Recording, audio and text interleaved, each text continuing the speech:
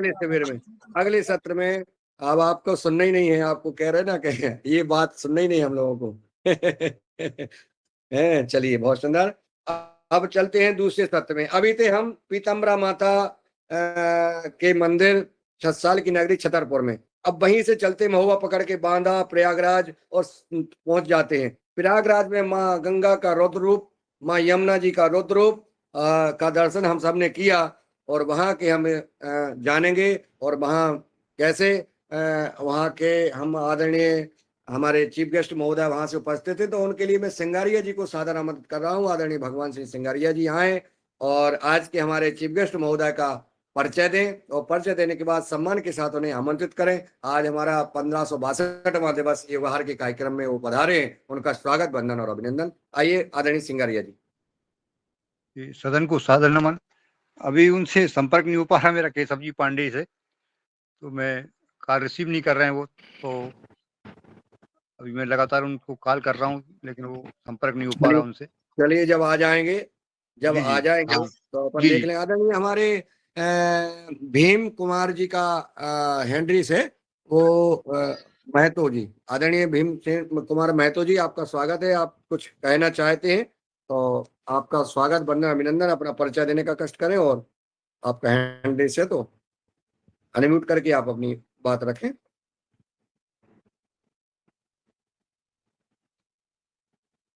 गलती से हो गया, गलती से मेरे हिसाब से उनको दब गई बटन में। अच्छा ऐसा है, तो आज जब तक हमारे शायद मुखवक्ता चीफ गेस्ट महोदय उपस्थित नहीं होंगे तो अपन जी। और ऐसे हम पड़वा पलामू जिला से हैं, पड़वा डालते इंटर कर रहे हैं, स्वागत योगा में हम कर रहे हैं। अभी थोड़ा सा त्रुटियां होती है, लेकिन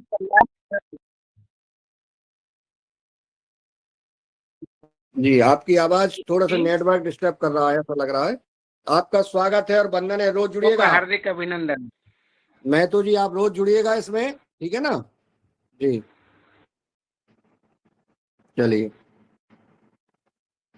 आज का विषय क्या लेना है डॉक्टर साहब? आज का विषय होगा बघेलखंड बुंदेलखंड की कजलियों के ऊपर चर्चा। चलिए कजलियों के ऊपर क्या चर्चा, कौन करेगा कजलियों के ऊपर चर्चा? बुंदेलखंड बघेलखंड के जो रहवासी निवासी हैं वो ही उस पर बोलेंगे जी। अच्छा, मालवा के नहीं बोलेंगे? क्योंकि ये त्योहार सबसे ज्यादा बघेलखंड बुंदेलखंड में बहुत जोरदार तरीके से मनाया जाता है, इसका इतिहास भी है, तो कृपया उसको बता जियो। अभी हमने अशोक भैया के यहाँ बढ़िया देखिए सेहरा देखा है, पूज्य पिताजी वगैरह सारे सब बैठे थे और ये सब जो है बढ़िया वो कर रहे थे, हमने देखा है मालवा में। आप कह रहे कि बघेलखंड और बुंदेलखंड, अशोक भैया के यहाँ क्या कार्यक्रम हुआ? अशोक पटेल जी।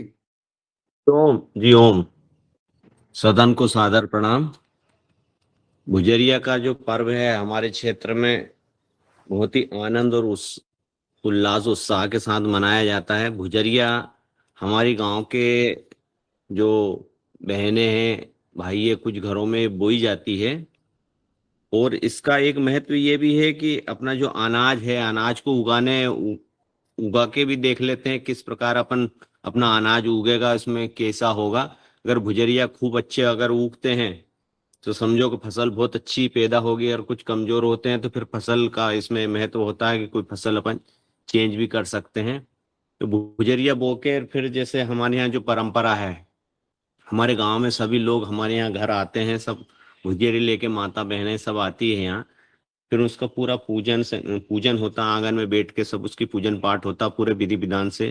पूजन पाठ होने के बाद में फिर गांव के जो लोग हैं वो डंडा लड़ाने के लिए आते हैं। ये एक सांस्कृतिक परंपरा है जिसमें अच्छे भगवान के गीत गाए जाते हैं और पूरे उल्लास, उमंग और उत्साह के साथ पूरे डंडा लड़ाते हैं।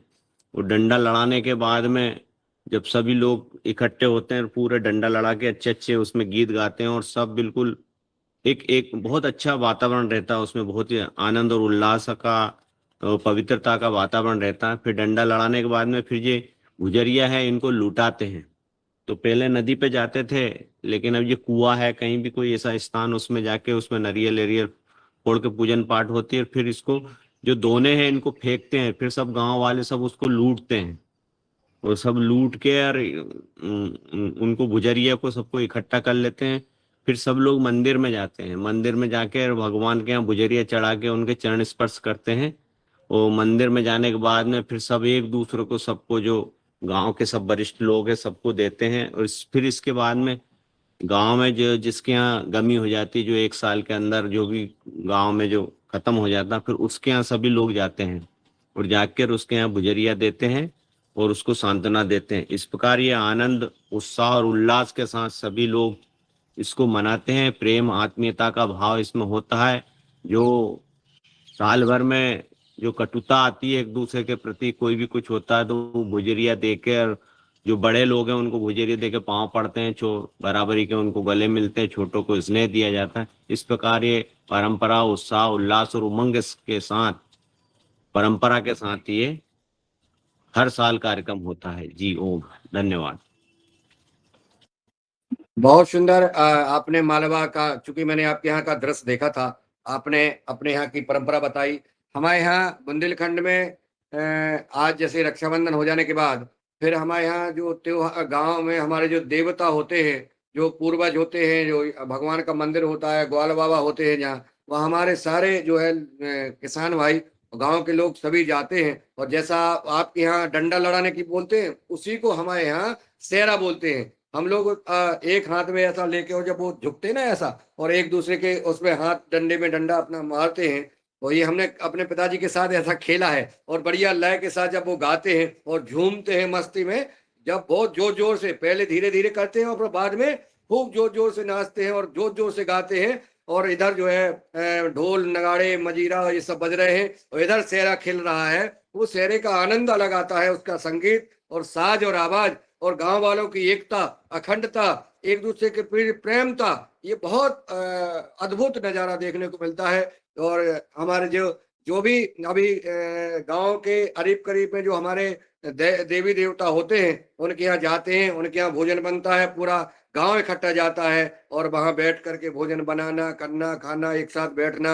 और वहां पर जो है सारी बातें होती हैं गांव की खेती किसानी की। तो ये बहुत अच्छा एक रीति है और हम चाहते हैं कि ये रीति सभी जगह ऐसी बनी रहे, हम सब लोग भी उसमें जाते रहें, युवा पीढ़ी को जरूर ले जाएं, ताकि जो है जैसे वो सीखेंगे, नहीं तो वो कैसे सीखेंगे। जो नए हैं, आज हमारे बच्चे हैं, वो जानते ही नहीं कि क्या है। इसलिए जब भी ऐसे कार्यक्रम हो, पुरानी परंपरा के कार्यक्रम हो, उनमें हम अपनी नई युवा पीढ़ी को जरूर ले जाएं। ये हमारे यहाँ का भी एक रिवाज है। अब बघेलखंड तरफ अगर वहाँ छतरपुर है, अन्य जगह भी अगर कहीं किसी का इसमें इस भाव को, आज इस भादों के माह में क्या क्या त्योहार कहाँ कहाँ कौन कौन मनाता है, इस पर भी अपन चर्चा कर सकते हैं। पुरानी परंपराओं को अपन याद करेंगे। लोक आज के संस्कृति का कार्यक्रम पर्व में है, लोक संस्कृति का पर्व है। इसमें धीरे धीरे क्या है, ये चीजें सब अपनी जो विलुप्त होती जा रही है, लेकिन कहीं कहीं आज भी है। क्योंकि राजनीति तरह तरह की आजकल जो राजनीति हो गई, तो राजनीति का महत्व भी होता है, गांव में फूट डालो और राज करो। तो ऐसी राजनीतियां आजकल हो गई। गांव में कोई मान लो पटेल के यहाँ जाते हैं, कि पटेल के यहाँ क्यों जा रहे हैं भैया, ऐसी फूट डालने की परंपरा आजकल हो गई कि ये दूसरी स्टाइल उसमें हो गई। लेकिन जिसका जैसा प्रभुत्व रहता है उस प्रकार से ये सब काम होते हैं। आज भी लोक संस्कृति और पर्व का त्योहार है और ये बहुत उल्लास, उमंग, उत्साह के साथ मनाया जाता है। और ये परंपरा मेरे हिसाब से अब थोड़ी थोड़ी कई जगह खत्म होने लग गई। बहुत सी जगह है लेकिन कई जगह खत्म होने लगी। लोगों को समय नहीं है, काम धंधे अलग प्रकार के और बहुत सी चीजें इसमें आ गई। लेकिन ये पर्व चलता रहना चाहिए, क्योंकि इसमें आत्मीयता, स्नेह, उमंग, उल्लास, उत्साह का वातावरण इसमें रहता। सभी एक दूसरे से मिल लेते हैं। जो राखी बांधने के बाद दूसरे दिन जो बाहर से भी जो लोग गांव में, जैसे हम यहाँ देखते हैं, कि कोई बाहर जाता है, कोई इंदौर भोपाल कहीं भी सर्विस करने जाता है और फिर वो अपने गांव में आता है, तो फिर यहाँ सबका मिलन हो जाता है। सब एक साथ जब इकट्ठे होते हैं तो सबका मिलन हो जाता है और बड़ा अच्छा लगता है। उसमें एक दूसरे का हालचाल जान लेते हैं, सब उनमें जान पहचान ताजा हो जाती है। सभी बच्चे जो नए लड़के हैं जो भी सब मिल लेते हैं। तो एक बहुत अच्छी परंपरा है भुजरिया की। ये परंपरा जीवित रहना चाहिए, क्योंकि हिंदुस्तान जो है परंपराओं का देश है, रीति रिवाज का देश है, संस्कृति का देश है। भारत तो एक ऐसा देश है जो एक बगीचे के समान है, जिसमें विभिन्न प्रकार के फूल खिले हैं, लेकिन सबका एक गुलदस्ता बनता है, उस प्रकार का ये देश है। तो ऐसी परंपरा इसमें जीवित रहना चाहिए और इसके लिए कोशिश भी करना चाहिए कि ये परंपराएं जीवित रहे अपने हिसाब से। जी धन्यवाद। ओम।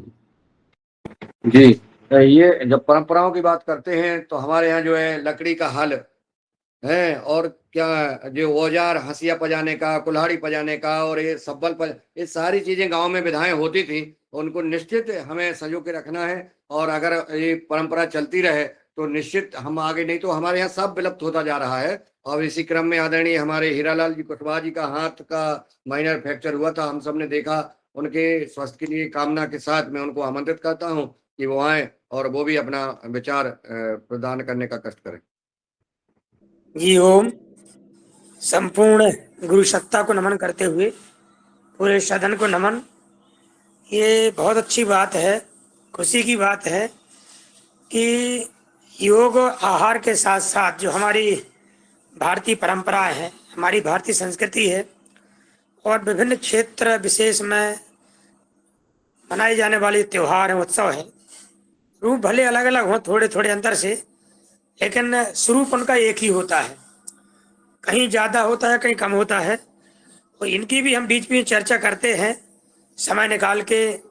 ये और अच्छी बात है, इससे हमारी संस्कृतियों की आपस में साझा होती है, शेयर करते हैं और एक दूसरे संस्कृति के बारे में जानते हैं, समझते हैं और आनंदित भी होते हैं।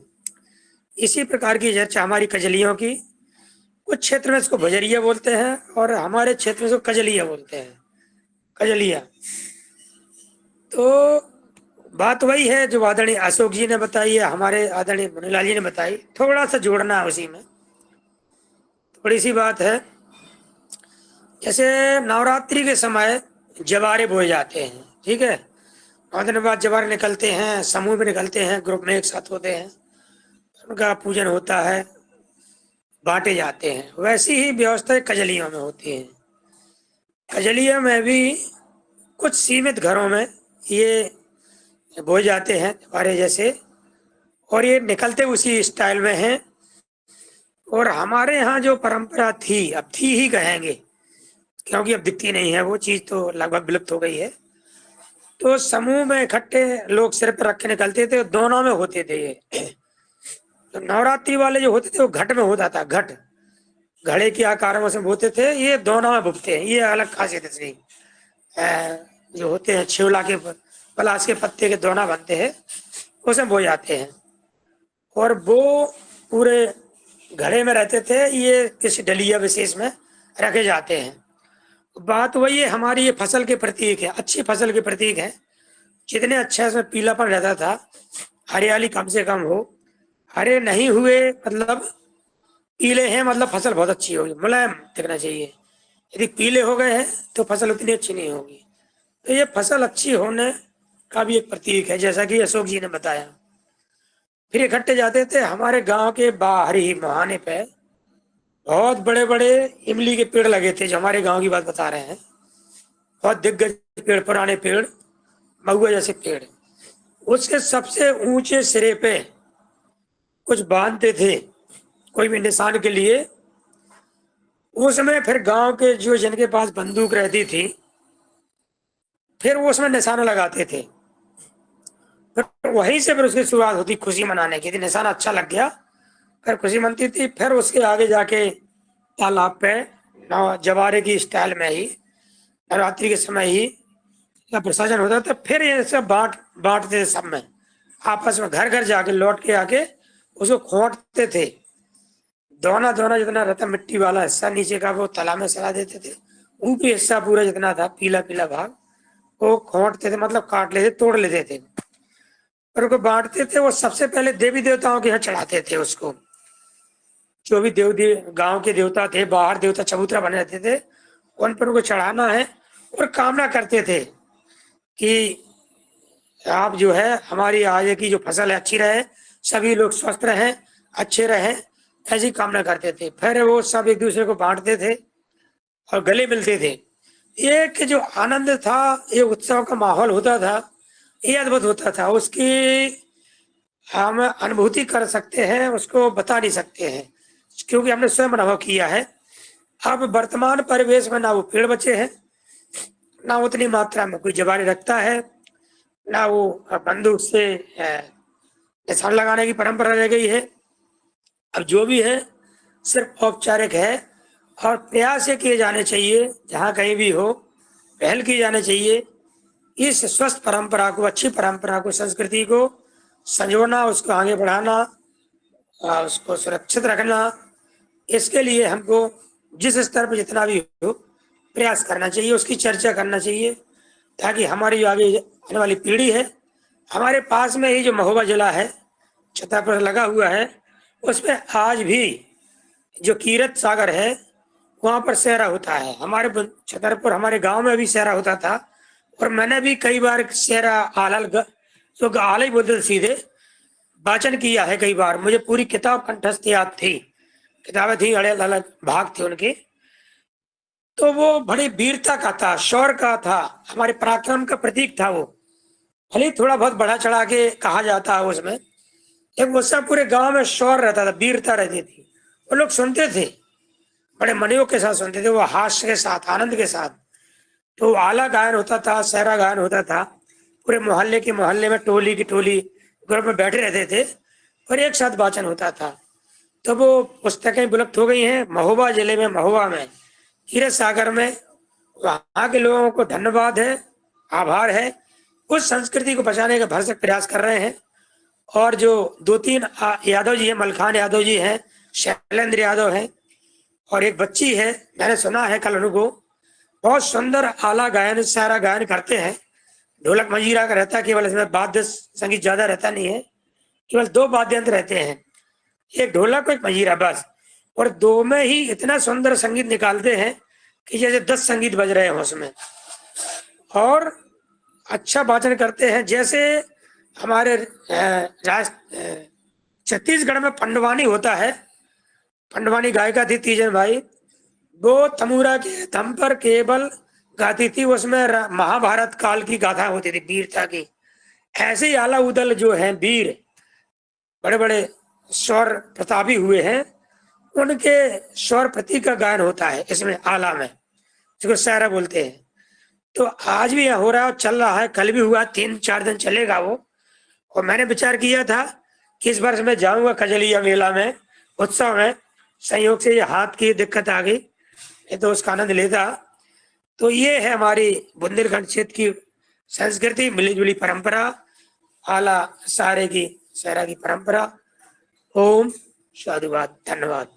धन्यवाद आदरणीय हमारे इसमें जी ओम, इसके साथ जो हमारे देश में पकवानों की एक परंपरा है, जो त्योहार पे पकवान बनते हैं, तो वो अलग अलग क्षेत्र में किस रूप में बनते हैं, इस पर भी थोड़ा प्रकाश डाला जाए। जी मैं इसलिए कह रहा हूं कि अभी आसाम से हमारे यहाँ एक बोरा जी आए थे, वो महिलाओं का प्रशिक्षण था। तो महिलाएं बोली कि हम गुंजिया बनाने जा रहे हैं। तो उन्होंने कहा ये गुंजिया क्या होती है।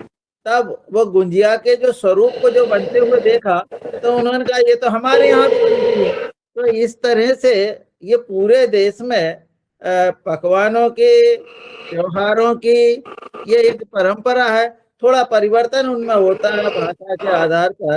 तो इस तरह से निश्चित रूप से अलग अलग क्षेत्रों में अलग अलग तरह के पकवान बनते हैं, उन पर भी चर्चा की जाए तो पता लगेगा कि महाराष्ट्र में क्या होता है, बुंदेलखंड में क्या है, उत्तराखंड में क्या है, इस तरह की भी एक जानकारी मिलेगी। जी हो जी, बहुत सुंदर। अब पकवानों की बात भी करें हम और हम अपने पुरानी परंपराओं की बात करें हम, तो अब हमारे साथ अलग अलग जगह से जुड़े हैं हमारे आदरणीय, हम अब आज सुनेंगे आदरणीय भगत सिंह जी।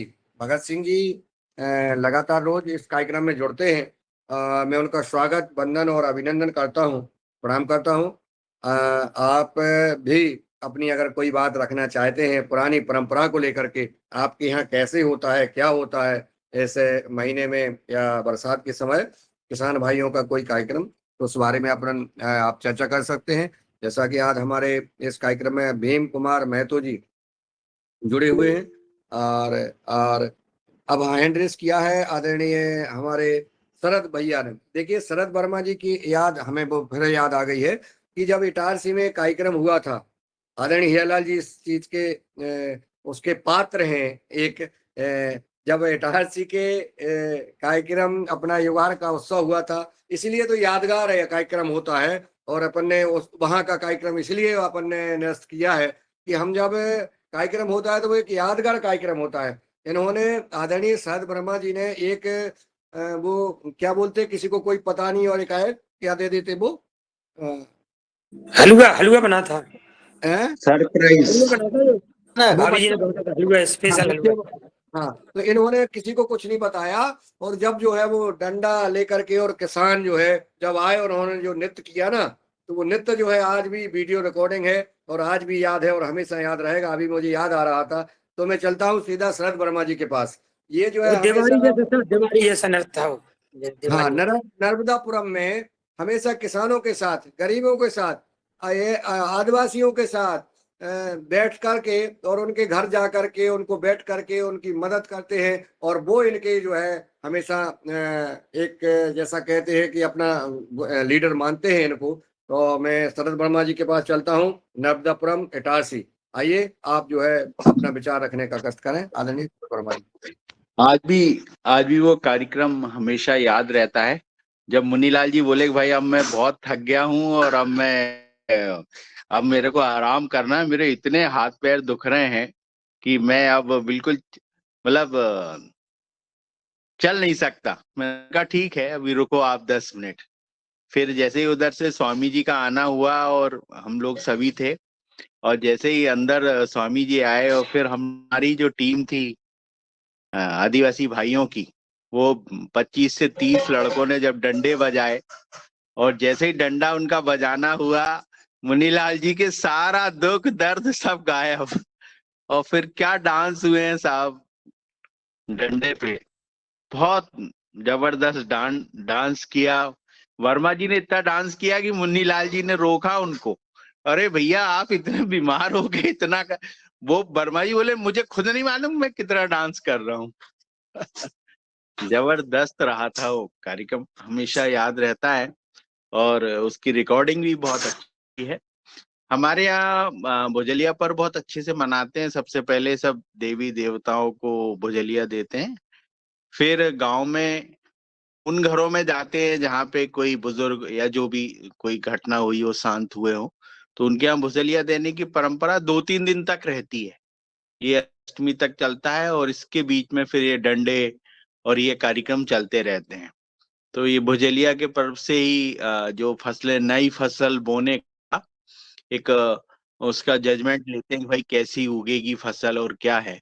और इसमें जो भी जैसे नए घरों में जहाँ पे शादियां होती हैं वहां से भुजलिया आती है और नए जो परिवार जुड़ते हैं, और ये सारी भुजलिया सब चीजों की बहुत विशिष्ट जो बुजुर्गों ने बनाई है, ये बहुत विशिष्ट है और काफी हमारे यहाँ उत्साह के साथ इसको समापन करते हैं।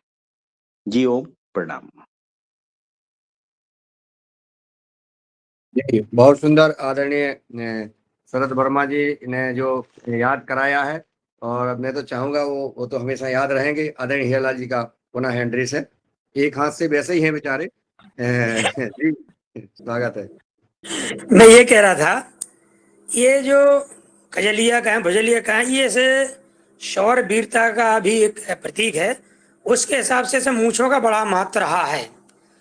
और अपने योग क्लास में मूछधारी संघ के अध्यक्ष हैं मूछों वाले आदरणीय रामपाल जी पटेल भाई साहब, यदि उनके बारे में चर्चा न की जाए या उनको न सुना जाए तो ये कार्यक्रम कुछ अधूरा रहेगा। तो चूंकि मूछ वाले बहुत आगे रहते थे हमारे यहाँ, जितने भी लोग रहते थे, इसका भी एक महत्व है। तो थोड़ा मूछों के बारे में उनसे सुन लें आदरणीय पटेल साहब से। जी जी आदरणीय मूछ वाले योगी जी,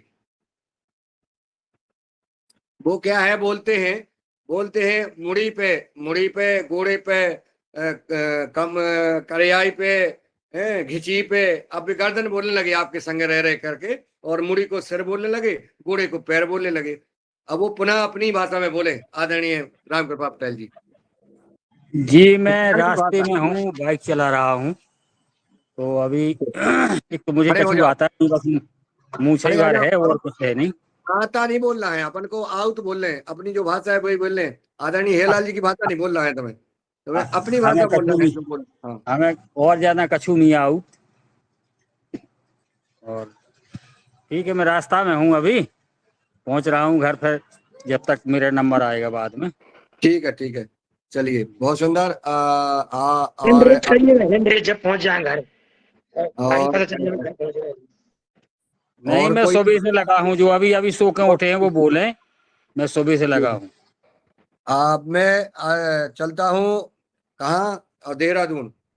अभी हमारे रेखा चौहान जी बहन जी दिख रही हैं, इसमें नाम दिख रहा है। मैं उनका स्वागत, वंदन और अभिनंदन करता हूँ। आदरणीय वो अगर कोई बात अपनी रख सकते, परिचय रख सकते, तो उनका स्वागत, वंदन, अभिनंदन। ये युगहर कार्यक्रम आप सबका युगहर कार्यक्रम है। इसमें जो भी सदस्य जुड़ते हैं वो हमारे लिए बहुत महत्वपूर्ण होते हैं। मैं चलूंगा आदरणीय दिनेश जी सेमवाल जी के पास सीधा देहरादून, क्योंकि देहरादून में आजकल बहुत ही देवभूमि है, और वहाँ जो आज हो रहा है, तो निश्चित आज के इस नई पीढ़ी, नए पर्यटकों और तमाम के उनकी विचारधारा, उनके व्यवहार, और जो नई एक कौम आ गई है वहां पे, जो जिन्हें हम राक्षस कहते हैं, जिनकी वजह से वहाँ पूरा देवभूमि को जो दूषित कर रहे हैं। और लेकिन हमारे वहाँ जो भाई बहन हैं, जो वहाँ पवित्र भूमि को पवित्र बनाए, और लगातार माँ गंगा, यमुना, यमुनोत्री, गंगोत्री, और वहाँ के भगवान भोलेनाथ, केदारनाथ जी भगवान सदा कृपा करें। और मैं दिनेश जी से आमंत्रित करता हूँ कि वो आए और अपने विचार आज की पुरानी परंपरा के ऊपर प्रदान करने का कष्ट करें। वहाँ भी क्या परंपरा है, यहाँ बुंदेलखंड बघेलखंड की तो आपने सुन ली, लेकिन हम वहाँ उत्तराखंड की भी परंपरा जो देवभूमि की है वो भी प्रदान करने का कष्ट करें। जी आदरणीय, बहुत बहुत धन्यवाद। और ये बहुत सुंदर परंपरा, हमारी लोक परंपरा के बारे में आज बताया जा रहा है, और मैं यही सुन रहा था, समझ भी रहा था, और काफी समय पहले से मैं यही गुन भी रहा हूँ कि असल में उत्तराखंड की जो परंपराएं हैं वो कोई अलग नहीं है। खासकर इधर मालवा प्रांत से यहाँ पर जो बहुत पहले लोग आए हैं, कोई 1000 से वर्ष से भी पहले, तो मध्य प्रदेश से, इधर महाराष्ट्र से और उधर बंगाल से, तो वही लोग यहाँ पे हैं अधिकतर लोग। और वो जो परंपरा है वो हमें थोड़ा परिवर्तित रूप में तो दिखती है, लेकिन है वही है। मैं पिछली बार पिछले अक्टूबर में अपने उस पुराने गाँव में गया था जहाँ से हम शिफ्ट होकर के फिर कोई 200-300 साल पहले आए होंगे ऊखी मठ क्षेत्र में। तो चमोली बद्रीनाथ क्षेत्र का वो गाँव, वहाँ मैं पहली बार गया। तो मैंने पूछा वहाँ की जो ये यहाँ के जो किले हैं, ये किसने बनवाए होंगे, क्या बनवाए होंगे? लेकिन इतिहास के घटनाक्रम में उनको रखा नहीं गया। लेकिन तब लोग बुजुर्ग ने बताया कि वो वहाँ से कोई राजकुमार आए थे, फिर कोई राजा आए थे, फिर यहीं बस गए उन्होंने यहाँ पे ये क्षेत्र में अपना राज्य विस्तारित किया। फिर अलग-अलग क्षेत्रों से लोग आए। तो जो आज की मेले की, आज की जो हमारी परंपरा की भी बात की जा रही है, तो बहुत ही सन्निकट, बहुत ही मिलती-जुलती है। यहाँ पे कई गाँवों में एक इस समय एक त्योहार होता है। आर्दनी प्रत्येक गाँव में छोटी-छोटी टोकरियों में जौ बोए जाते हैं, कुछ लोग गेहूँ भी बोते हैं और उनका पूजा अर्चना के साथ उनका वपन होता है, बुआई होती है टोकरियों में। फिर एक विशिष्ट दिन पर अलग-अलग मंदिरों में उनका प्रदर्शन लगता है, किसकी टोकरी कितनी हरी-भरी है और वहाँ पे पूजा अर्चना के साथ फिर गाँव में प्रसाद के रूप में इन टोकरियों को टोकरियों से जो हरा हरी जो बालियाँ होती हैं, हरे पौधे होते हैं जौ के और गेहूँ के, वो यानी एक तरह से वही परंपरा है लगभग यहाँ पे। तो अलग-अलग गाँव में और या जिन लोगों ने बो ना पाए हों या जिन गाँव में बो ना पाए हों, वहाँ को प्रसाद के रूप में भेजा जाता है ये जो जवारे हैं। और फिर अलग-अलग पकवान भी बनाए जाते हैं, खासकर गुलगुले क्योंकि मीठा इसमें ज़्यादा बनाया जाता है। गुलगुले अलग-अलग तरह के गुलगुले, खासकर जो पहाड़ी क्षेत्र में पाए जाने वाला मधु होता है, शहद होता है, तो उसमें भी लोग ये कोशिश करते हैं कि हालाँकि अब शहद जो प्योर शहद तो नहीं मिल पा रहा है, लेकिन कोशिश करते हैं कि वो अपने पहले तो अपने घरों से नहीं तो जो जंगलों से लाया हुआ शहद है, उसमें ही गूँथा जाए आटा और उससे ही पकवान बनाए जाएँ। तो ऐसे हाँ, लगभग लोगों की कोशिश रहती है और ये भव्य इस ऐसे मौसम में जबकि बरसात का मौसम भी है, रास्ते भी खराब हो जाते हैं, खासकर पहाड़ों में। लेकिन ये जो दृश्य होता है, ये बड़ा ऊर्जावान होता है। बात रही दूसरी कि यहाँ पे 2 तरह की आपदाएँ इस समय हैं, एक प्राकृतिक आपदाएँ जो मनुष्य के कुछ न कुछ छेड़खानी के कारण हुई हैं और दूसरी आपदाएँ जो खुद मनुष्य ही आपदा बनकर यहाँ पे खड़ा हो गया है। तो मैं काफ़ी समय से आदरणीय ये विचार कर रहा था, तो इसमें लगभग हम ही जो स्थानीय निवासी हैं यहाँ के, उनके कारण ही सब कुछ हुआ है और स्थानीय निवासी तो ठीक है, लेकिन जो सरकारें हैं, ये जो पार्टियाँ हैं, ये राजनीतिक दल हैं, इन्होंने समय-समय पर अपनी वोट बैंक को बढ़ाने के लिए लोगों को बसाया है और ऐसे लोगों को बसाया है कि जिनकी उत्पत्ति सामान्य लोगों की अपेक्षा बहुत तेज़ी से होती है। अलग-अलग गाँव बसाए गए हैं। अभी कुछ 4-5 महीने पहले एक आकलन अखबार में किया जा रहा था कि वो गाँव जिनमें कि 1-2 बासिंदा रहते थे 10 साल पहले या 15-20 साल पहले, वो पूरे के पूरे कवर हो गए हैं और जो स्थानीय निवासी थे, जो वो माइनॉरिटी में चले गए हैं। तो गाँव के गाँव कुकरमुत्तों की तरह खड़े हो गए हैं और ये उनकी उनकी कोई गलती नहीं है, उन्हें तो बसना है और अपना कारोबार आगे बढ़ाना है। लेकिन सरकारों और राजनीतिक दलों, वो कोई भी सरकार हो, कोई भी राजनीतिक दल हो, ये तो जनता के बीच ये एक वो किया जाता है कि ये और वो, ये भेदभाव किया जाता है, लेकिन उन्हें वोट के अलावा कुछ सूझता नहीं है, केवल मुखौटे हैं और उनके कारण ही ये सब सामने सामने आया है। और हम आपस में लड़ जाते हैं, हम एक-दूसरे को बोलते हैं। लेकिन इस सरकारों की के एक रूप में एक कैंसर फैलाया जाता है इस माध्यम का और उसका हम सामान्य नागरिक कुछ कर भी नहीं सकते हैं। आज की स्थिति ऐसी है कि हल्ला बोलेंगे तो मरेंगे। इसलिए और इसमें तो इस मंच पर भी कहना थोड़ा कठिन है, लेकिन स्थिति ये है कि चाहे सरकारें कोई हों, दल कोई हो, इनका ये ये पूरा नाटक है और इस नाटक का कारण हम आम इंसान बन जाते हैं। जैसे और दूसरे में कोई उस पर प्रचारक हो, प्रसार करने वाले हों, दूर से बोलने वाले हों, वो भी बोल देते थे कि इनको हटाओ, इनको करो। लेकिन भैया इनकी जड़ें इतनी मजबूत कर दी गई हैं और जो स्थानीय लोग हैं उनको मरने के लिए रखा गया है। तो ये हम लोगों की ही कमी है, यहाँ के ही लोगों की कमी मैं कहूँगा, अपनी ही कमी कहूँगा। समय रहते हमने कुछ नहीं किया। हाँ, जिन स्थानों पे समय रहते हम सचेत हो जाएँ, तो ये बात निश्चित है कि हम ऐसी विडंबनाओं, ऐसी बीमारियों से बच सकते हैं। और हाँ, ये जो ऊर्जा की बात है, तो ये त्योहार हमारे जो मालवा प्रांत की बात करें या महाराष्ट्र की बात करें, यहाँ पर उत्तराखंड के दर्पण में सभी राज्यों की झलक दिख जाती है। उत्तराखंड की जो लोकल बोली है, उसमें सभी राज्यों की कुछ न कुछ शब्द दिख जाते हैं। तो मुझे लगता है कि ये लगभग एक छोटा-सा प्रदेश तो है, लेकिन सभी जगह की तीज त्योहार और सभी लोग जगह की बोलियाँ उत्तराखंड में स्थित हैं। आइए कभी इन बोलियों का, इन इन त्योहारों का और इन पकवानों का जीवंत स्वाद और जीवंत दृश्य, जीवंत आनंद हम लें। जी, धन्यवाद, प्रणाम। धन्यवाद आदरणीय दिनेश सेमवाल जी। आपने कहा आइए इस जगह का आनंद लें, देवभूमि का, तो निश्चित में हम जो है 20 तारीख को आपके देवभूमि में आ जाएंगे और लगभग 10 दिन वहाँ रहेंगे, देखेंगे, जानेंगे। जो हमारे कमेंट आ रहे हैं, देख रहे हैं कि कोई एक समुदाय जो है लगातार वृद्धि कर रहा है और ये देश वाकई में अगर यही उसकी गति रही और हमारी स्थिरता रही तो निश्चित आगे जा करके ये देश फिर से मुसलमान देश बन जाएगा, मुसलमान राज्य हो जाएगा निश्चित। इसका किसी भी अगर हम समझे नहीं, अगर हम संभल गए तो फिर निश्चित जो है अभी बदलाव आ सकता है, हमारे सनातन धर्म की रक्षा हो सकती है। इसमें हम सबको जागरूक होना है। माननीय हमारे उत्तराखंड के मुख्यमंत्री आदरणीय पुष्कर सिंह धामी जी बहुत प्रयास कर रहे हैं, लगातार एक से एक ऐतिहासिक निर्णय ले रहे हैं। उनको हम युगार परिवार की ओर से बहुत बहुत बधाई और शुभकामनाएं देते हैं और आभार और धन्यवाद ज्ञापित करते हैं कि देवभूमि को में जितना वो प्रयास कर रहे हैं, खुले मन से प्रयास कर रहे हैं और ऐसे ही सभी सरकारों को करना भी चाहिए।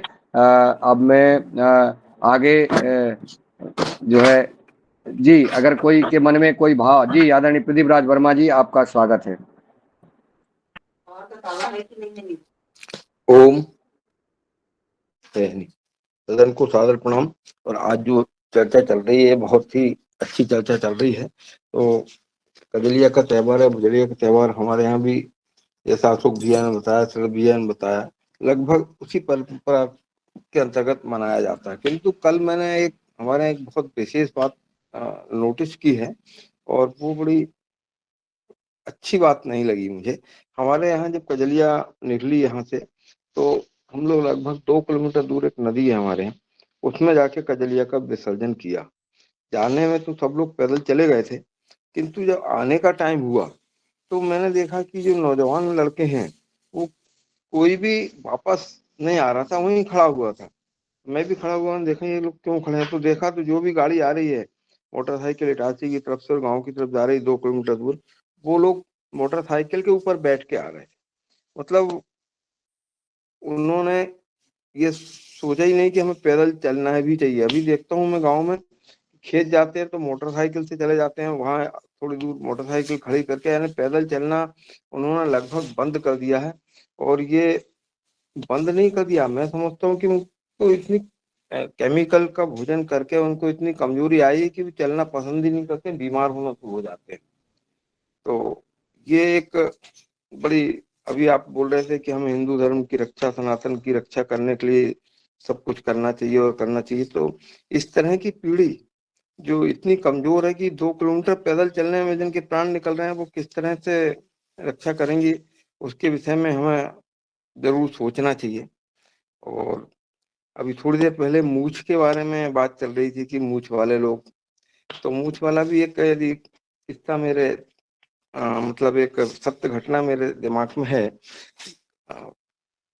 आप कहें तो मैं शेयर करूं उसको। जी जी, बहुत सुंदर आदरणीय प्रदीप राज वर्मा जी। तो मूछ वाली घटना शेयर करने की इच्छा है मेरी, करूं क्या शेयर? अच्छा, मतलब रियल घटना है वो और बड़ी मजेदार हुई थी उत्तर प्रदेश में। तो बहुत पुराना, जब मैं 6वीं क्लास पढ़ता था तब की बात है। क्या क्या करना चाहते हैं? एक मूछ घटना मूछ के बारे में चर्चा, बताना चाह मूछ रहा के हूँ। नहीं मूछ क्या, धर्म के बारे कैसे शेयर कैसे करना चाहते हैं? में बताना चाह शेयर रहे हो। करना, हाँ। तो बताए ना। हाँ तो बताएं, अब बोले कैसे बताएं। हमने 6वीं कहा कोई क्लास में मैं प्रेजेंटेशन। था, पढ़ता था। तो हमारे यहाँ से एक बारात गई थी उन्नाव जिला में, उत्तर प्रदेश में। तो उसमें बाय द वे मुझे भी जाने का मौका मिल गया था। तो बारात गई और बारात में बाराती लोग जाने के बाद सुबह एक होटल पे बैठ गए जाके, मतलब जनवाद के पास में एक होटल थी, वहां ऐसी टपरा टाइप की, उसमें जाके बैठ गए। 2 लोगों की मूछ थी, तो वहां बैठे तो वो लोग अपनी मूछ पे यूं हाथ फेर रहे थे। ऐसा लोग, मूछ वाले लोगों की आदत होती है मोस्टली कि ऐसा हाथ फेरते हैं।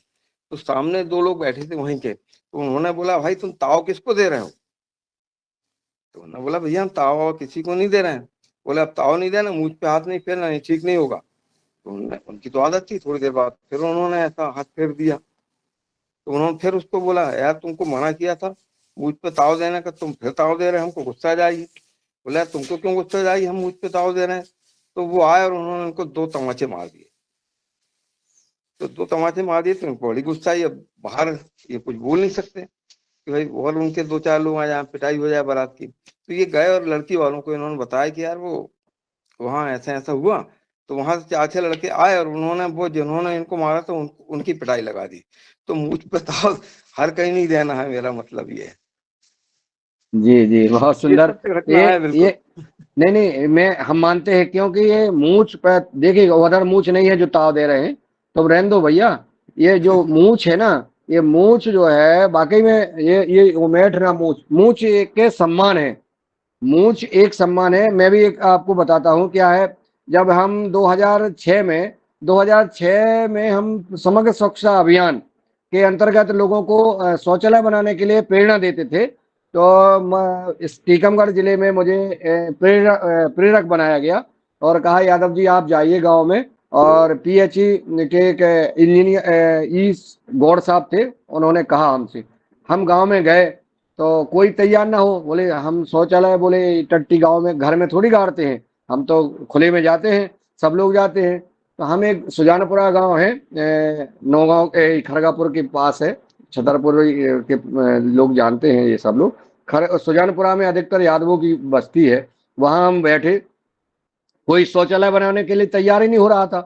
तो हमने कहा भैया आप, वो अच्छी मूछ वाले थे, बढ़िया मूछें थी उनकी, और पोर में बैठे थे। तो हम भीतर जाने लगे, से बोले किधर जा रहे भैया, किधर जा रहे भाई साहब। हमने कहा भीतर जा रहा है, क्या दिक्कत है। अरे बोले वहाँ हमारी बहू बेटियां हैं, कैसे चले जाओ। तो हमने कहा भैया तुम्हारी बहू बेटियां हो, अब तनक देर पहले जो है सड़क वो तगेल में बैठती शौचालय करने के लिए, तब वहां तो तुम कुछ नहीं हो, और तुम जो है यहाँ बैठे हो तो लुंगी वुंगी काय को लगाए हो। अरे बोले ऐसे कैसे, नहीं इज्जत का सवाल है। हमने कहा ये मूछ काय को रखे हो। बोले मूछ है तो मूछ रख के। हमने, ये मूछ जो है वो व्यक्ति ऐंठता है जिसका सम्मान हो, जिसका मान होता है। हाँ तो बोले, हमने कहा जब आपकी बहू बिटियां वहां बैठती है तो ये मूछ आप नीचे कर लो, ये मूछ मत ऐंठना मेरे सामने। अगर मूछ ऐंठ रहे हो तो मूछ वाले बन के रहो और ये अपने घर का सम्मान बना के रखो। और वो तुरंत तैयार हुआ, बोले उठाओ गए थी फावरे, अभी अभी जो है हम बनाते हैं, लेकिन हमारी मूछ जो है ऊपर ही रहेगी। तो ये मूछ का जो आपने कहा ना कि मूछ एक शान है, व्यक्ति की मूछ शान है। और मूछ जो है कई लोग तो भारी बड़ी बड़ी मूछ रखाते हैं, अच्छा लगता है। ये हमारे भारतीय परंपरा की एक प्रतीक है। और जी आदरणीय बने सिंह जी, जिनके मूछ है कि नहीं है पता नहीं, लेकिन वो बात करना चाहते हैं तो स्वागत है उनका। बिना मूछ वाले भी मूछ ऐंठ रहे हैं आज तो। जी जी आदरणीय, स्वागत है सभी का, प्रणाम। बात चल रही है कि जैसे विदर्भ में राक्षस कैसे बढ़ रहे हैं अधिक संख्या में, तो उनको बढ़ाने का 80% योगदान तो हमारे लोगों का है। हम लोग उनका बिजनेस चला रहे हैं, हम लोग सारा उनका व्यवसाय चला रहे हैं और उसको बढ़ चढ़ करके हिस्सा दे रहे हैं। आज के वर्तमान में देखो ना, हम फल फ्रूट के ठेले मार्केट में देखते हैं, सब्जियों के ठेले उनके रहते हैं, मैकेनिक हर जगह उनके हैं। और आज हम हमारे बेटा बेटियों को बोलते हैं तो बेरोजगार है, ये है वो, हम उसको खेती के अलावा कुछ करने नहीं देते हैं। या तो उनको पढ़ा लिखा के सरकार का नौकर बनाते हैं, या फिर हम खेती भी या मजदूरी करने का बनाते हैं, पर ऐसा कोई शिक्षित नहीं बनाते कि वो हर काम करने में पारंगत हो। हमारी बोली में अंतर देखिए ना, वो उनके बेटा एक मनियारी का चूड़ी मनियारी का सामान लेकर के गांव में बेचने जाएगा और उनके परिवार में रिश्तेदारों को आके पूछेगा कहाँ गया, तक वो धंधे पर गया है। और हम बड़े बड़े बिजनेस जैसे जेसीबी डंपर ट्रैक्टर मशीनरी लेकर के कहीं बाहर चले जाते तो हम क्या बोलते हैं, वो उसको पिताजी को रो रहा है वहां जाकर के, यहाँ तो हम अकेले पड़े हैं गाँव में। हमारी भाषा भी हम बुलंद करें और उनका हम अधिक से अधिक बिजनेस तोड़ें। और एक हम ये भी मुहिम चलाएं कि देखो तुम मुगल शासन में और अंग्रेज के शासन में तुम गुलाम थे और तुम्हारा हुक्का पानी बंद किया था, तुम्हें प्रताड़ित किया था, इसलिए तुम हिंदू थे और आज मुस्लिम बन गए।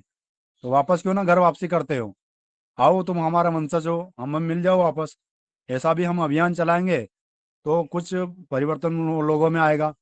कुछ का बिजनेस तोड़ो और जो ज्यादा अडेक है तो रिवॉल्वर रखो साथ में, 9-2-11 एक्सीडेंट में मर गया साला। देखो साम दाम दंड भेद सब अगर अपनाना होगा तो राक्षस का खात्मा हो सकता है, अन्यथा नहीं। हमारे क्षेत्र में थोड़ी सी नौटंकी दिखाई दी इन्होंने, केवल 500 लड़के इकट्ठे हुए, एक मंदिर है शिव मंदिर वहां पे, और वहां से सब लड़के गए। उसमें कुछ प्रशासन का भी रोल था, प्रशासन भी अपने सपोर्ट में थी, वो हालांकि केस बना सब कुछ हुआ, पर उसकी 40 से 50 दुकानें एक साथ जला दी थी हम लोगों ने एक साथ।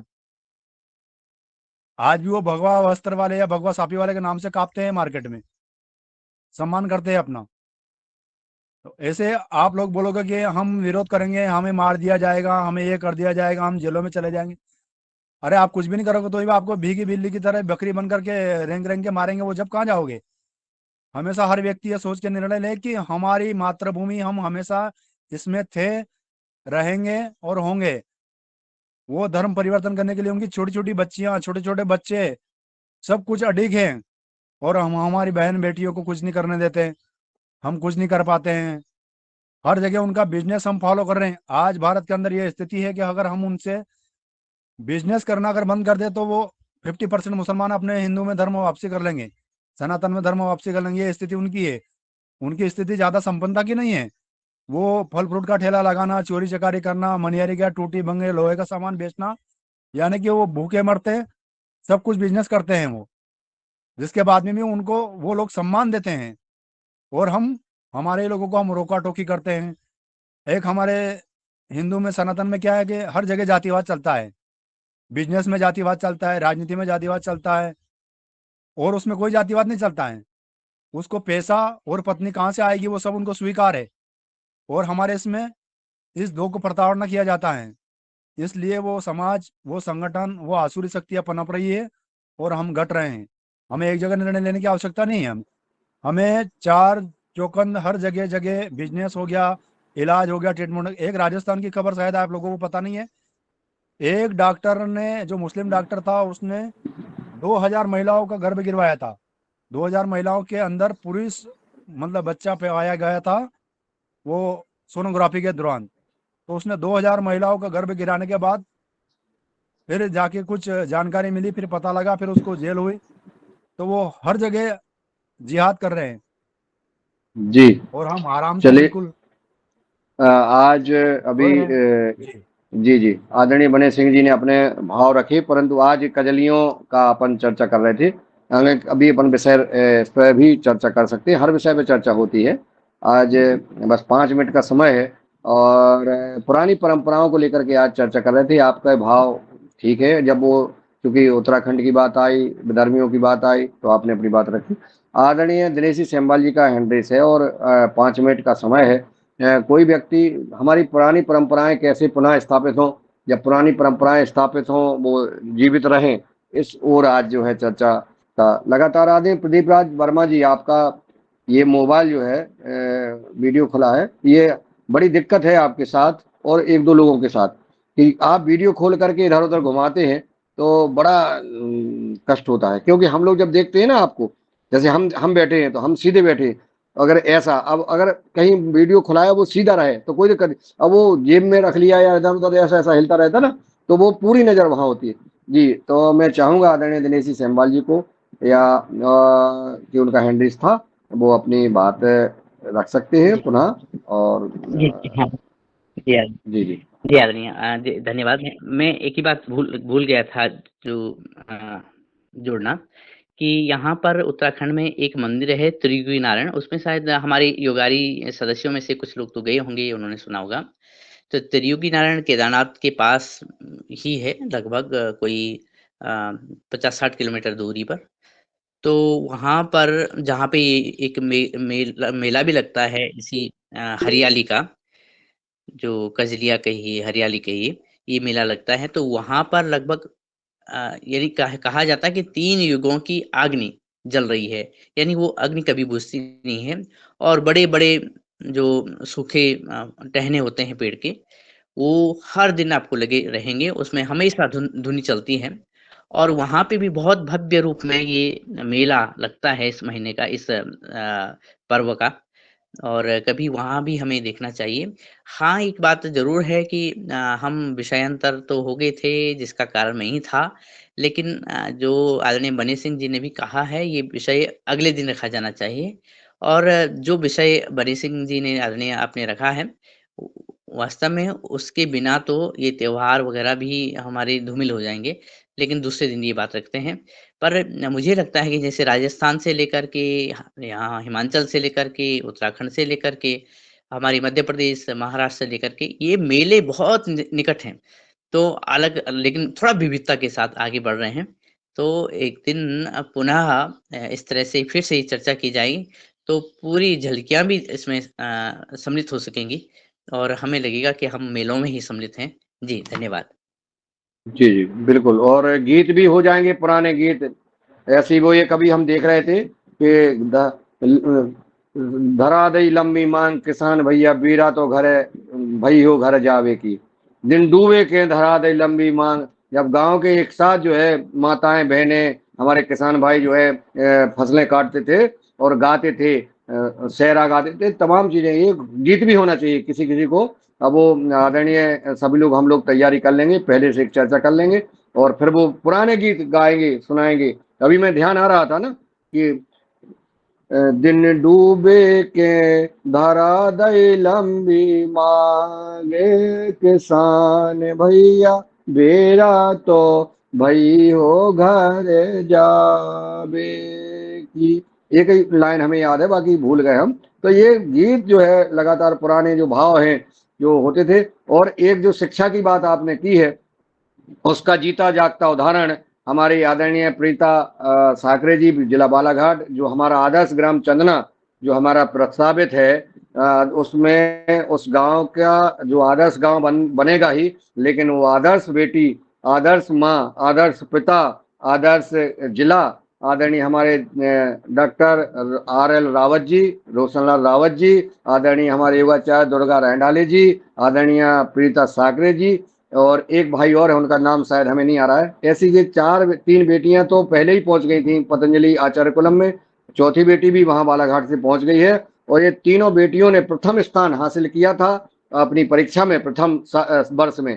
और अभी प्रीता साकरे बहन जी की बेटी ओजस साकरे ने प्रदीपी कंठस्थ करके शास्त्र में और प्रथम स्थान हासिल किया। अभी जो हमारे विद्वान शास्त्रों का जो आज पतंजलि फेस 1 में जो सम्मेलन किया गया था, उस अंतरराष्ट्रीय सम्मेलन में जो है हमारी प्रीता बहन जी ने, मध्य प्रदेश से बेटी ने, प्रीता साकरे से ओजस साकरे ने प्रथम हासिल किया। और अभी रक्षाबंधन को परम पूज्य स्वामी जी महाराज, विश्व के सबसे महान गुरु, अब परम पूज्य योग ऋषि स्वामी जी महाराज और सिद्धे आचार्य जी, जिनको हम इस शिव का धनवंतरी कहते हैं, उन्होंने ओजस बेटा को बुलाया और उनको आशीर्वाद दिया, व्यक्तिगत रूप से उनका पूरा परिचय लिया, कैसी हो बेटी, कहाँ से हो, क्या है, ये सारी, क्योंकि उनको दिख रहा है कि ओजस में इस भारत का भविष्य समाया हुआ है।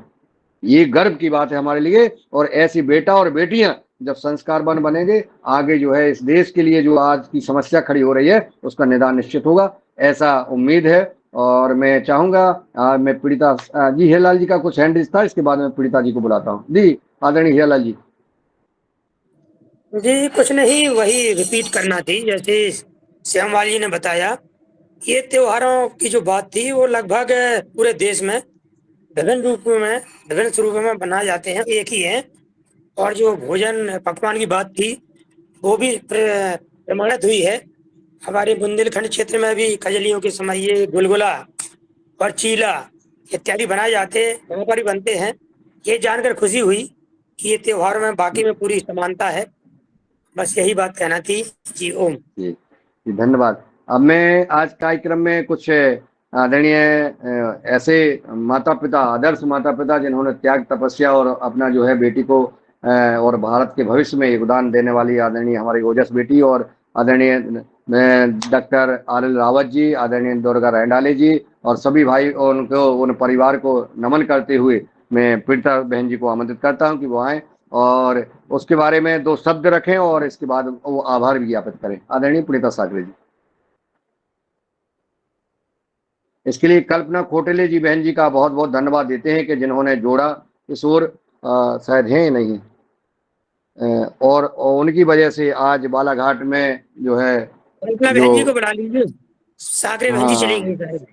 ठीक, कल्पना खोटेले बहन जी हैं जिनकी वजह से जो निश्चित इस कार्यक्रम, इस जब भविष्य का कोई भी चर्चा होगी तो उसमें कल्पना खोटेले बहन जी का नाम लिया जाएगा और लिखा जाएगा, क्योंकि इनकी वजह से ही आज वो बेटियां जो है पतंजलि आचार्य कुलम में अपना मध्य प्रदेश का नाम रोशन कर रही हैं और इस बालाघाट जिले का और नाम रोशन कर रही हैं। जी कल्पना खोटेले जी, आपका मैं आमंत्रित करता हूं कि आप आएं और 2 शब्द के साथ ये आपके आप सबका आभार ज्ञापित करें। धन्यवाद भ्राता जी, और गुरु सत्ता को नमन, योगाहार के सभी सदस्यों को नमन।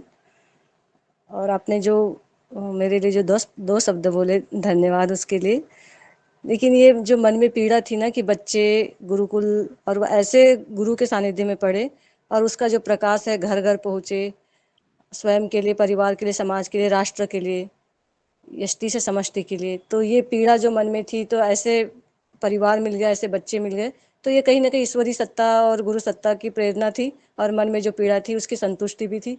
और ऐसे घर घर के बच्चे ऐसे निकलेंगे तो निश्चित ही हमारा राष्ट्र विश्व गुरु बनने की ओर अग्रसर है। तो इसकी पहल है हमारी बिटिया ओजस बिटिया, हमारी निधि बिटिया, हमारी रोशना राउत सर की बिटिया विनीता दीदी, ऐसे ही बच्चे ऐसे तैयार होंगे। और सोचिए कि 1 वर्ष हुआ है और योगाहार की देन है। अगर योगाहार ना होता तो सच में कहूँ मैं, वो बिटिया वहाँ पे नहीं होती, क्योंकि योगाहार का जो 2 दिवसीय कार्यक्रम था वहाँ पे पतंजलि में, तो उसमें उन लोगों को हमने बोले थे कि चलो हम लोग जा रहे, तो आप देख लेना। तो ऐसे देखने के लिए सिर्फ आए थे और फिर देखा उन्होंने पूरा, तब कहीं उनके माता पिता ने संतुष्ट होकर एडमिशन किया। और ये गुरु का ही एक आशीर्वाद था, क्योंकि वो बचपन में ओजस को गोदी में लिए थे जब बालाघाट में आए थे 2011 में गुरुदेव। तो उन्होंने, उनके दादाजी ने, ओजस के दादाजी ने गुरु स्वामी जी के हाथ में उनको दिया था। तो ये आशीर्वाद तो पहले से ही बना हुआ था, उनके पूर्वजन्मों के कर्म ऐसा समझते हैं हम। और धन्यवाद, इन्हीं शब्दों के साथ मैं सभी का धन्यवाद करती हूँ। तो ये पीड़िता सॉरी, ये कल्पना खोटेले जी कोई जिम्मेवारी नहीं लेती हैं। ये देखिए, भारत की एकमात्र बहन है जो पतंजलि किसान सेवा समिति की जिला प्रभारी है, एकमात्र बहन, और इतनी लगनशील है कि कहीं भी जो भी गुरु आज्ञा होती है, गुरु निष्ठा, राष्ट्र निष्ठा क्या कहते, किसे कहते हैं, वो आदरणीय कल्पना खोटेली बहन जी में पूरी समाहित है। ये बड़े मन से, चाहे वो महाराष्ट्र की म्यान का कार्यक्रम हो, चाहे कहीं भी लगा दो आप, वो ईमानदारी के साथ 100% अपने कर्तव्य का पालन करती हैं। और उन्होंने जो किया कि जो है पूरा बालाघाट में जो आज हमारी 4 बेटियां कम से कम बालाघाट की पहुंच गई हैं, उनका अगर भविष्य की जो इमारत लिखी जाना है उसमें कल्पना खोटेली जी का आप लोगों से भी प्रार्थना है कि जहां जहां आपके संबंध हो, संपर्क हो, रिश्तेदारी हो, समाज हो, मित्र मंडली हो, सबको ये प्रेरणा दे कि अपने बच्चों को पतंजलि आचार्य कुलम, पतंजलि गुरुकुलम, पतंजलि कन्या वैदिक कुलम, इनमें शिक्षा दें। और भी कहीं कहीं गुरुकुलम जो शिक्षाएं, बहुत सारी शिक्षाएं वहां होती हैं। ऐसा नहीं है कि सिर्फ संस्कृत पढ़ाई जाती हो, कि सिर्फ योग ही सिखाया जाता हो। वहां से व्यक्ति सब सारी विधाएं पढ़ाई जा रही हैं, और लेकिन वहां संस्कारवान बच्चे बनेंगे, उसके शिक्षा के साथ संस्कार आएंगे, ये सबसे बड़ी पूंजी है। क्योंकि अगर पुत्र सुपुत्र तो का धन संचय, पुत्र कुपुत्र तो का धन संचय। विदेशों में पढ़ाने वाले बच्चे, आपकी फीस ज्यादा हो सकती है, आपके पास पैसा ज्यादा है, लेकिन उसमें संस्कार बच्चे में नहीं आ सकते हैं आने वाले समय में। नहीं तो कंधे देने वाले किराए की कहीं करना पड़ेंगे, वो विदेशी से कर देंगे। इसलिए हमारा निवेदन है कि अपनी संस्कृति और संस्कार पतंजलि में समाहित है, और हम लिखते हैं पतंजलि भारत का भविष्य है। आप भी पतंजलि भारत का भविष्य है।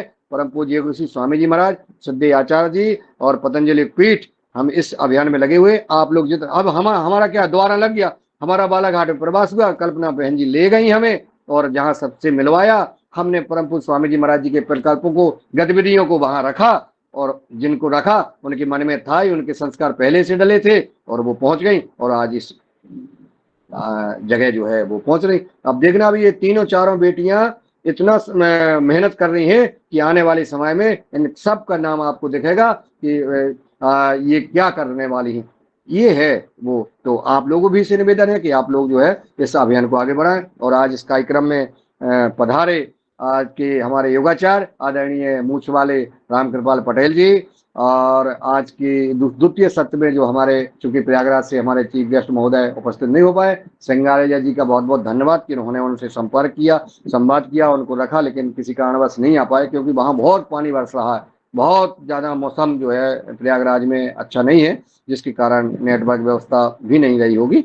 और मैं उनको और सब उपस्थित सभी भाई बहनों को धन्यवाद देता हूं। पुरानी परंपरा पर हम सब ने चर्चा की, सबका आभार, सबका धन्यवाद। इसी तरह हम इस युगार कार्यक्रम को आगे बढ़ाते रहें और अपने मन के विषय, हमारी पुरानी परंपरा स्थापित कैसे हो, हम में ताकत कैसे आए, हमारा भोजन स्वस्थ कैसे हो, हमारे संस्कार कैसे बने, इस ओर लगातार बढ़ते रहें, प्रयास करें। ऐसे विद्वानों को बुलाएं, अनुभवियों को बुलाएं और हम सब प्रयास करें कि हमें प्रयास करना है। छोटे छोटे प्रयास बहुत बड़ा रूप ले लेते हैं, इसलिए प्रयास निरंतर करते रहना है। सबको प्रणाम, सबको धन्यवाद। सुबह मिलते 5:30 बजे योगाहार कार्यक्रम में। तब तक के लिए सबको राम राम। ओम जी ओम प्रणाम।